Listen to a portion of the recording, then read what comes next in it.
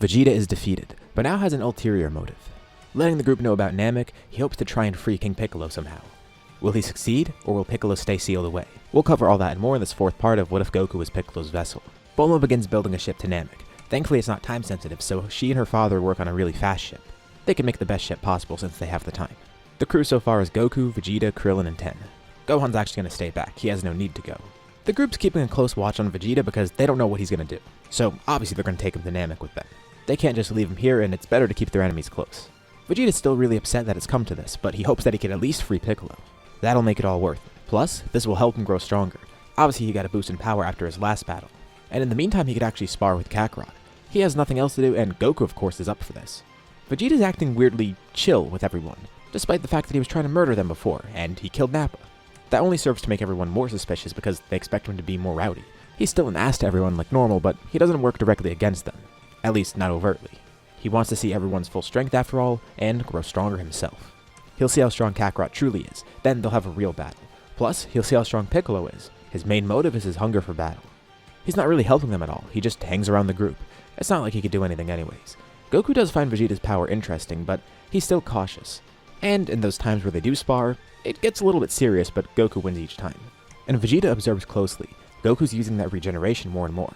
First, it's for smaller things, like cuts and bruises. That's what he could heal willingly. But then he's able to heal broken bones.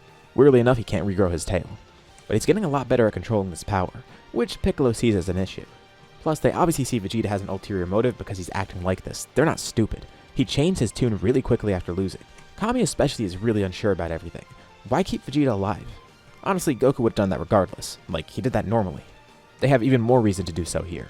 But is going to Namek really the right thing? Kami doesn't even know what to expect there. He has no clue of what it's like. Even though they've heard from King Kai that it's a peaceful place, they should go prepared. They don't know what to expect. Tien especially leaves prepared. Obviously they get some senzus, but Tien also packs a container and a seal with him, just in case. He has been practicing the Mafuba more and more. It takes less out of him now. And activating it is a lot quicker for him. The group heads out for Namek. They don't have much to do on the trip, it's not like they have to prepare for anything, but Bulma and her father did create a gravity chamber. Vegeta mentioned the gravity here on Earth is very weak, and Goku, Tien, and Krillin of course remember how King Kai's planet was. The 10 times gravity was really helpful, so maybe having some sort of chamber where they could change gravity, that's going to be really nice for them. And everyone on the ship can use it. All 4 of them are used to 10 times gravity. But they could start working at higher levels. Again, they're not really training for anything specific, but it's just to pass the time. They don't have anything else to do while they're flying in space. But thankfully the ship's fast, and they don't need to torture themselves training. Not like Goku's training on the way to Namek in the original story, this is just regular training for them. At least for everyone besides Vegeta. He takes it really seriously, pushing himself to his limits to grow as much as possible. But they're not going to give him senzus if he hurts himself. They're limited and they need to save them. Plus there's no healing pods, which Vegeta's used to, so he has to kind of dial it back. Tien and Krillin are especially cautious, which is why they're saving the senzu beans. Again, they don't know if they're going to need them in the future. If things go bad on Namek, it's better to have them. The group arrives on the planet and it is pretty peaceful like they expected. They find a village pretty quickly and they learn about the Dragon Balls. They just tell Vegeta to keep quiet because he's going to make a bad impression.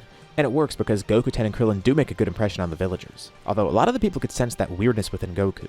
He's clearly a good person and his ki just feels good. But there's also that weird evilness within him. But he doesn't hide anything either, he's just straight up with them. So whenever someone gets curious about it, he just explains, yeah, they sealed away an evil Namekian inside of him. He's still not too sure about how it happened, but he was hoping that maybe someone here could help him. Which is why they end up learning about the Dragon Balls here. That's not even the reason they were here in the first place. But it's good to know that there's another set here. Which also makes Vegeta curious. But the group doesn't hunt for the Dragon Balls because they don't need them. Shenron couldn't do anything and they don't know if Porunga would be able to either. They need some sort of expert to help, so they find the perfect person, Guru. But before they go there, 2 people intercept them. Zarbon and Dodoria arrive on the planet. Only these 2 win, because Frieza thought they'd be enough. They only came for Vegeta and to figure out what's going on here. Thankfully none of the group got Dragon Balls, so Frieza doesn't hear about them. Zarbon and Dodoria are just here to bring Vegeta back. Vegeta wonders why they're here in the first place, but it makes sense, they were probably spying on him. And he asks if it's just them here. Well, yeah, they're going to be enough to stop any threat and just bring Vegeta back to the Frieza Force. He'll face his true punishment there. That's good. No one else from Frieza's army is here. Just these 2. Zarbon and Dodoria also see Goku, realizing that there's another Saiyan alive. It looks like Nappa didn't make it back. Same for Raditz. It's starting to make sense. It looks like Vegeta's trying to recruit the Saiyan, and maybe he's trying to do something against Frieza. Why else would he recruit another Saiyan and then go to a random planet for some reason? He's planning something, and it's definitely something they need to stop. Vegeta then goes to attack Zarbon. Dodoria then glares over at the group, and Goku decides he's going to fight him. This is going to be a perfect test of his power. And the 2 individual fights are very brief. Zarbon transforms, which lets him live a little bit longer, but in the end, Goku and Vegeta win their respective fights, and Zarbon and Dodoria die, with Vegeta killing Dodoria after Goku defeats him. If any more of Frieza's underlings come at them, they need to kill them. It's too risky. The four of them eventually find their way to Guru. They ask around at other villages and tell the villagers. They learn everything about King Piccolo. They're actually pretty inclined to help, and because of this, they make their way to Guru. Vegeta urges everyone to be quick because Frieza clearly knows they're here. They don't want to run into him unprepared. And as much as Goku is curious about fighting him, it probably is a good idea to leave as soon as possible, mainly because the Namekians have been so helpful and they don't want Namek involved in Frieza's thing. When they first meet Guru, they're in awe. He heard that they're here not for the Dragon Balls, but actually for him. Usually whenever someone seeks the Dragon Balls, they come to him for that Dragon Ball that he has. But it's nice to have a visitor that wants to actually see him, and they don't need to tell him anything. He already knows what's going on. He could sense all of it, and read their minds just by touching their head. He actually does know of the Namekian who left long ago. Hundreds of years ago, there was a disaster on Namek. Guru was the only one who lived. But there was one Namekian who managed to escape the planet, the son of another Namekian. The nameless Namekian who escaped was the one who eventually split into Kami and King Piccolo, good and evil counterparts. And Guru feels the evil presence within Goku, and thanks him for the additional info. He knew nothing about the nameless Namekian after he left, but he puts the pieces together now. Although he does find this strange, he's never seen something like this. A sealing technique that sealed someone inside another person. He thinks to himself that it does make sense. A pure heart can be that powerful. It's quite a potent thing, and quite a rare thing, frankly. A truly pure heart with no evil intentions at all. Goku has no bad thoughts in his mind. It's fascinating to him. Unfortunately, since he's never seen this before, he doesn't know what to do about it. Although, he does have one idea. While he hasn't seen this before, he's pretty knowledgeable otherwise. He thinks that if he could awaken Goku's potential, it could help him suppress Piccolo further. This wouldn't affect Piccolo. It will only alter Goku's spirit. With his physical training that helped Piccolo. Piccolo learned everything that Goku did, and he could do mental training to grow even further. But this way with a shortcut, it will only affect Goku. The only way Piccolo would get a boost is if he takes over Goku and uses him as a vessel, because his physical body will grow stronger. At least that's what Guru theorizes. Over time, it should suppress and eventually expel Piccolo from Goku. By strengthening Goku's spirit, hypothetically, the goodness within him should overcome the evilness within Piccolo, and get rid of him for good.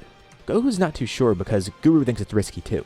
Plus, Goku doesn't like the idea of being gifted power, and Guru says he'll only unlock what's necessary, especially because they don't know if it'll work.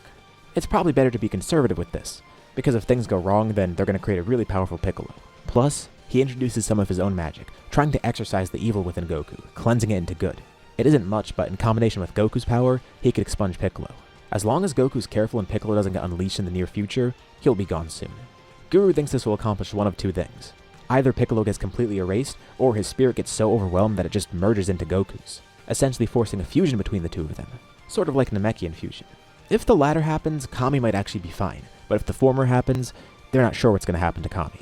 Maybe Kami's already life-linked to Goku. Maybe he'll die from that. They can't know for sure. They don't even know what the result of this will be either. So there's also that to keep in mind, but they go for this anyways. It's at least worth a shot. They always knew that Kami dying would mean Piccolo would die, which would hypothetically fix Goku. But obviously they don't want to just resort to that, and hopefully that doesn't happen here. Vegeta urges them to leave. They should hurry.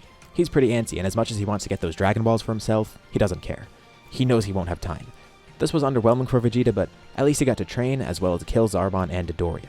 They thank Guru for his help. Tien asks how Goku feels, and he feels fine. The eye slits on his face that usually represent Piccolo, they're completely gone. He can't even feel Piccolo's presence anymore. He's not sure, but it might actually be working. The trip back to Earth seems peaceful at first, but halfway through their trip, they sense a strong power out in space. A ship then hacks into their communications, and obviously no one here knows what to do about that. A voice then begins talking through it, and Vegeta immediately recognizes it. It's Frieza.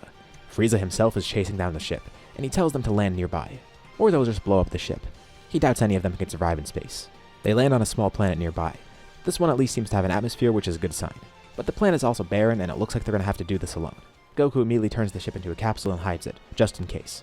Frieza's ship then lands and he steps off, greeting everyone, glad to see Vegeta once more. He didn't bring an army with him, it's just him and a few random soldiers. They just want to bring Vegeta back, and they'll leave everyone else. Well, they'll also bring that Saiyan with them too, because they did lose 2 Saiyan soldiers, so they need a replacement. He turns to the other 2. If those 2 Baldies give up the Saiyans, he'll kindly let them live. They don't really say anything, but Krillin wonders why he's calling them Baldies. He's bald too. Goku's not going anywhere, and he wants to actually fight Frieza. Vegeta calls him a fool for it. There's no way he could fight Frieza, but he also won't just accept this, so it looks like they don't really have a choice. Looks like they're just gonna die here. And Frieza wonders if the Saiyan knows what he's messing with. Goku knows and doesn't care. Besides, he's way stronger than before. That boost in power might help him in this battle. Piccolo's barely hanging on. but he can see some glimpses of what's happening. Is this how it ends for him? He'll actually be expelled from Goku completely, or the two of them will just die together. And he won't be able to revive Goku. This guy's gonna kill Goku, and make sure nothing is left to regenerate from. But that's Frieza, his newest foe. He'll never get to defeat him. Goku and Frieza start fighting. And Goku is actually pretty powerful here. Frieza is then forced into his second and third form, eventually his final form. And this is where he starts having way less trouble. How is a Saiyan so strong? It doesn't matter now because Frieza's above him at least. But the fact that he contended with his other forms, he's never seen a Saiyan with that much power. Could he be a Super Saiyan?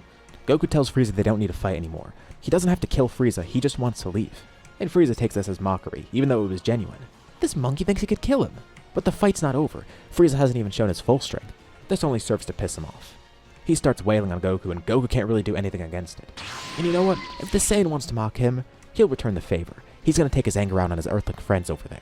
Those two should have just left Goku stranded here. But no, they had to stay back. They had to play the hero. They couldn't just give up their friend and leave. He fights Goku off with one hand and one leg. And with his other hand, he lifts the other three in the air telekinetically, slamming them into the ground. Which one should he kill first? Let's start with the short one. He lifts the unconscious Krillin up into the air, and tells Goku to watch closely, as he squeezes his hand, and Krillin then explodes. Next he'll go for the three-eyed one. Next he'll go for the three-eyed one. Then Vegeta, then Goku. He just wants to make sure Goku watches all of his friends die first. And of course Goku's mortified watching this, and he's being beat up at the same time. Even with Kaioken at his max, it's hard to completely fend off Frieza. But he just watched Krillin die. Inside of Goku, Piccolo suddenly feels more awake than he was before. His senses aren't dulled, he feels like he's back to normal. He doesn't know why, but he actually feels empowered. There's an evil surging within Goku, and he can feel Goku powering up. He's never felt anything like this before, and then he sees what happened on the outside. But then Piccolo kind of loses control of himself too. On the outside, Goku starts transforming.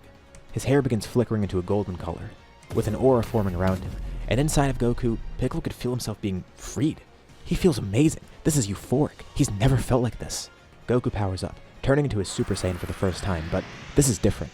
He grabs onto his head. He feels a weird pain. He's losing control of himself in two senses.